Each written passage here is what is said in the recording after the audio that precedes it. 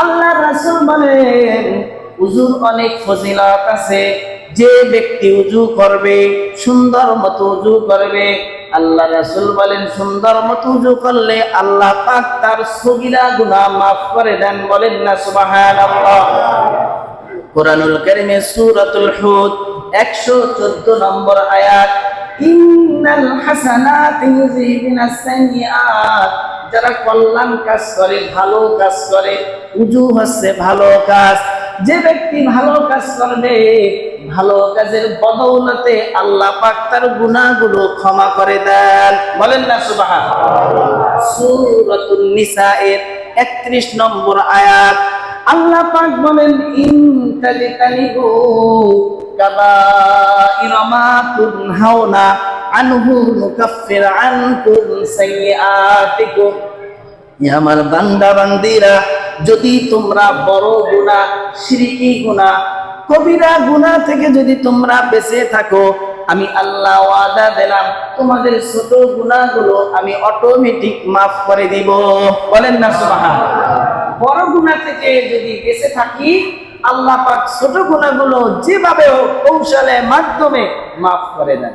অতএব যে ব্যক্তি উযু করে, হাত ধোয়, কুলি করে, নাকে পানি দেয়, মুখমণ্ডল ধৌত করে, এরপরে হাত ধৌত করে, মাথা মাসে করে, পা ধৌত করে, আল্লাহর নবী বলেন তার গোটা শরীর থেকে ছোট গুনাহগুলো ঝরে পড়ে যায়। তাহলে উযু করলে গুনাহ ক্ষমা হয়, উযু করলে অনেক ফজিলত। তার ভিতরে আল্লাহর রাসূল বলে কিয়ামতের ময়দানে আমার উম্মতদেরকে ডাকা হবে। এরপর আমি দেখবো আমার উম্মতের অনেকের চেহারার ভিতরে আলোময়, অনেকের হাতের ভিতরে আলোময়, অনেকের পায়ের ভিতরে আলোময়। কারণ হচ্ছে যারা দুনিয়ায় উযু করবে, ওই উযুর স্থানগুলো হাসরের ময়দানে আলোকময় হয়ে যাবে। হে আমার উম্মত, যদি তোমরা হাসরের ময়দানে তোমাদের অঙ্গ প্রত্যঙ্গ যদি আলোময় করতে চাও, তাহলে তোমরা উযু করবা। বলেন না সুবহানাল্লাহ। তাহলে উযু করবেন দুনিয়ায়, হাসরের ময়দানে ওই স্থানগুলো উজ্জ্বল এবং আলোকিত হয়ে যাবে।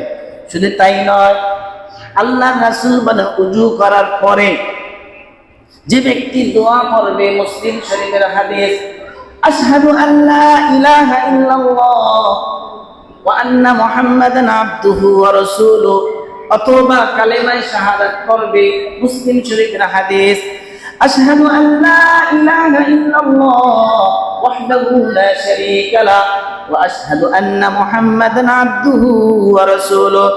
আল্লাহ রাসূল বলেন পরকালে জান্নাতের 8টা দরজা আছে। যে ব্যক্তি উযুর পরে দোয়া করবে, এই দোয়ার বদৌলতে পরকালে জান্নাতের 8টা দরজা দিয়া, যেই দরজা দিয়া ইচ্ছা সেই দরজা দিয়া সে জান্নাতে যাবে। বলেন না সুবহানাল্লাহ।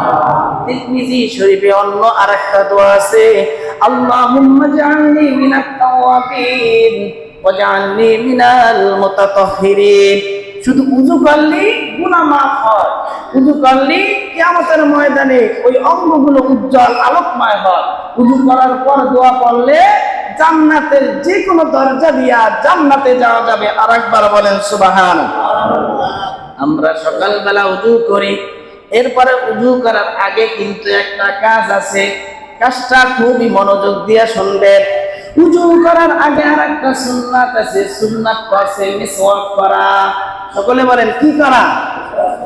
অনেকে আছে জীবনে মিসওয়াক করি, মিসওয়াক কি সেটা অনেকে জানিও না। আল্লাহ রাসূল সাল্লাল্লাহু আলাইহি ওয়াসাল্লাম মিসওয়াকের কথা উল্লেখ করেছেন, তোমরা যারা উযু করার আগে মিসওয়াক করবা, আমি নবী ঘোষণা দিই তার জন্য 2টা উপকার। 1 নম্বর উপকার, মিসওয়াক করলে তার মুখে আর কোনো গন্ধ থাকে না। 2 নম্বর উপকার, আল্লাহ পাক তার প্রতি খুশি থাকেন। বলেন না সুবহানাল্লাহ। এই যে কথাগুলো বলি, এগুলো হাদিসের বাংলা কথা, কেননা আরবি কথা তো অনেকে বুঝবেন না, সেই জন্য ওই আরবিটাকে বাংলায় সংক্ষেপ করছি যাতে আপনারা কি বুঝেন। একেবারে সুন্দর মতো অল্পতে এনেছি, ব্যাপক কথাকে সংক্ষিপ্ত করেছি। এরপরও যদি গুরুত্ব না দেন, তাহলে ইয়া লাইতানি কদ্দামতু লিহায়াতি, পরকালে যেয়ে বলবেন হায় রে জীবন, হায় রে আফসোস।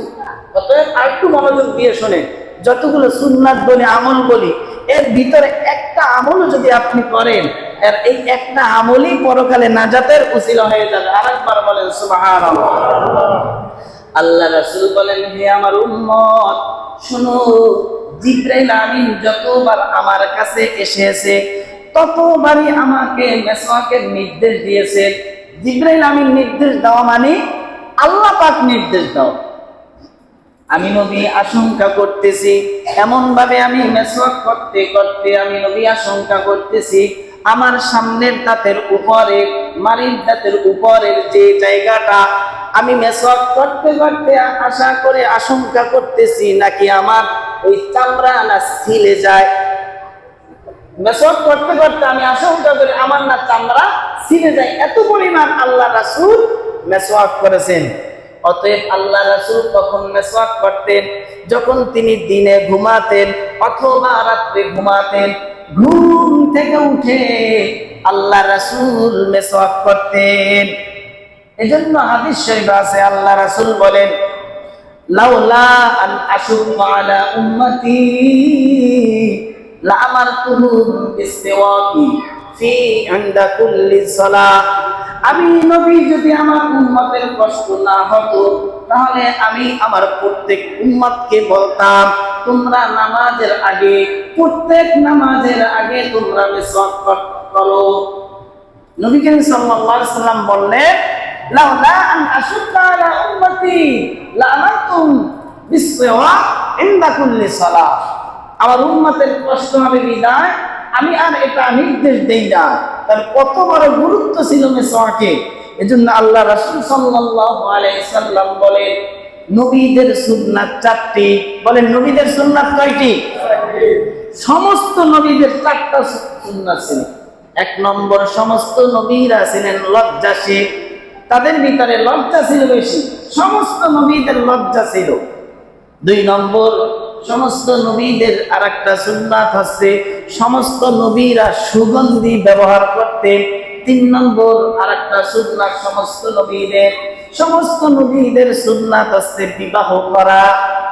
আর 4 নম্বর, সমস্ত নবীদের সুন্নাত হচ্ছে মিসওয়াক করা। বলেন না সুবহানাল্লাহ।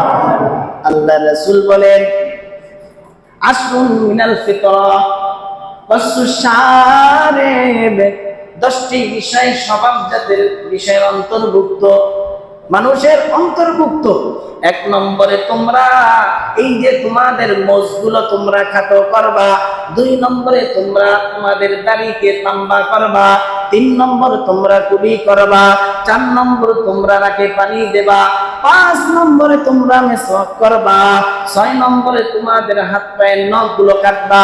7 নম্বরে তোমাদের হাতের এই যে মাঝখানে ময়লা থাকলে সেইগুলো পরিষ্কার করবা।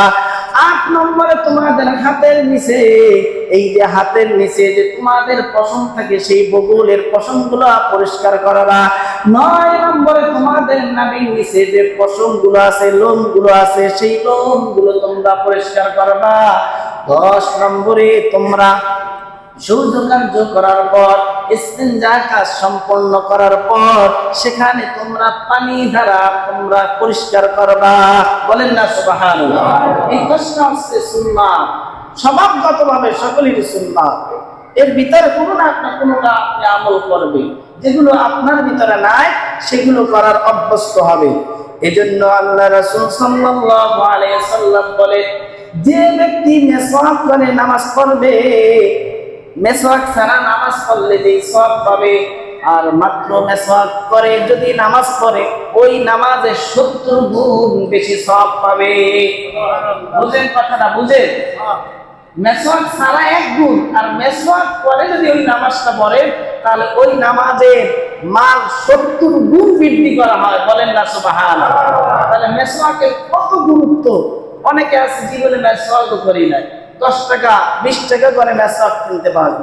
অন্তত একটা লাঠি, একটা গাছের ডাল পকেটে রাখবেন, এটা রাসূলের সুন্নাত। এই সব কিছু কিন্তু সুন্নাতের কথা বলতেছি। অতএব রাসূলের সুন্নাতগুলো আমল করবে।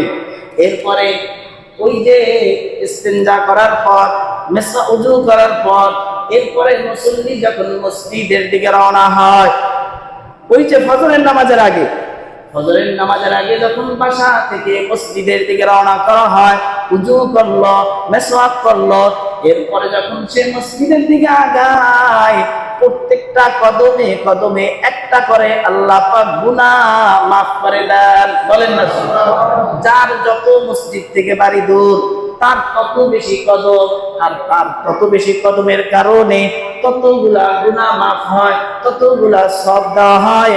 আরেকবার বলেন সুবহানাল্লাহ।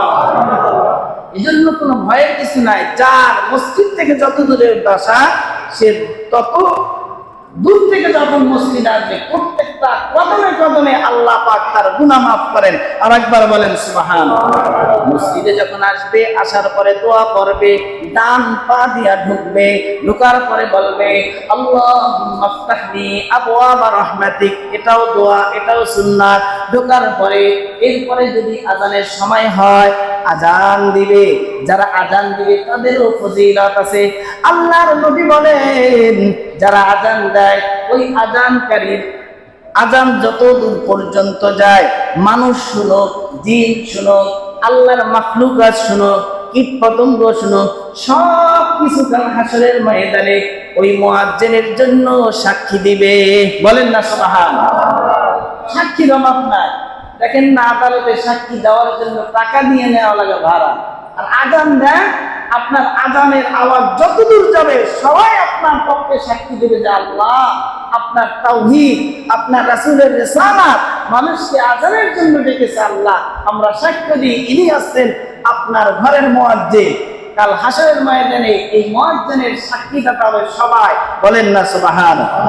শুধু তাই নয়, আজান যতদূর পর্যন্ত যায় ততদূর পর্যন্ত শয়তান দৌড়াতে থাকে, আজান শুনতে পারে না শয়তান। অতএব আজানের অনেক ফজিলত আছে। আল্লাহ রাসূল সাল্লাল্লাহু আলাইহি ওয়াসাল্লাম বলেন যে ব্যক্তি একাধারে 7 বছর আজান দিবে, কয় বছর? যে ব্যক্তি একাধারে 7 বছর আজান দিবে, আল্লাহ রাসূল বলেন জাহান্নামের আগুন তাকে স্পর্শ করবে না। বুঝাইতে পারছি?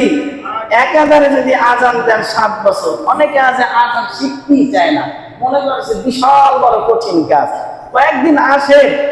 কয়েকদিন আসে অভ্যাস করে, একামত দেন, আজান দেন, আজানের ফজিলত 7 বছর দেন, আপনার জন্য জাহান্নামের আগুন আপনার জন্য আল্লাহ পাক হারাম করে দিবেন। অতএব 7 বছর যদি আজান দেন। আর একটা ফজিলত মুয়াজ্জিনের, হাসরের ময়দানে সবাই বসা থাকবে, প্র্যাকটিক্যাল। এখানে যারা একটু লম্বা আছেন মনে করেন ওই তারা চেহারে বসে, চেয়ারে যারা বসছে 3 জন, এই সমস্ত মানুষের চাইতে তাদেরকে একটু উঁচা দেখা যায় না দূর থেকে? হাসরের ময়দানে সবাই থাকবে সমান, কিছু লোকের এই ঘাটটা বড় করা হবে, তাদের সম্মান মর্যাদা, কেননা যখন আজান দেয় তখন এই ঘাটটা লম্বা করে আজান দেয়। কাল হাসরের ময়দানে মুয়াজ্জিনের আজানের কারণে তার ঘাড় লম্বা করে হাসরের ময়দানে মর্যাদাবান করে দেওয়া হবে। বলেন না সুবহানাল্লাহ। অতএব আজান দিলে আল্লাহ রাসূল বলে আজান যারা দেয় তাদের এই ফজিলত যারা শুনবে। আল্লাহর নবী বলেন মুয়াজ্জিন যখন আল্লাহু আকবার বলে, মুসল্লি তখন যদি উত্তরে বলে আল্লাহু আকবার, মুয়াজ্জিন যখন বলে আশহাদু আল্লা ইলাহা ইল্লাল্লাহ, মুসল্লি তখন যদি উত্তরে বলে আশহাদু আল্লা ইলাহা ইল্লাল্লাহ, মুয়াজ্জিন বলে আশহাদু আন্না মুহাম্মাদার রাসূলুল্লাহ, মুসল্লিরা যদি বলে আশহাদু আন্না মুহাম্মাদার রাসূলুল্লাহ, মুয়াজ্জিন যদি বলে হাইয়া আলাস সালাহ, মুসল্লি যদি বলে লা হাওলা ওয়ালা কুওয়াতা ইল্লা বিল্লাহ, মুয়াজ্জিন যদি বলে লা হাইয়া আলাল ফালাহ, মুসল্লি যদি বলে লা হাওলা ওয়ালা কুওয়াতা ইল্লা বিল্লাহ, মুয়াজ্জিন যদি বলে আল্লাহু আকবার, মুসল্লি যদি বলে আল্লাহু আকবার, মুয়াজ্জিন যদি বলে লা ইলাহা ইল্লাল্লাহ, আর মুসল্লি যদি বলে লা ইলাহা ইল্লাল্লাহ। আর এই বলাটা যদি মুসল্লির অন্তর থেকে বলা হয়, আল্লাহ রাসূল বলে সে জান্নাতি। বলেন না সুবহানাল্লাহ। স্পষ্ট হাদিস। এজন্য উত্তরদাতাদের সওয়াব আছে কি নাই?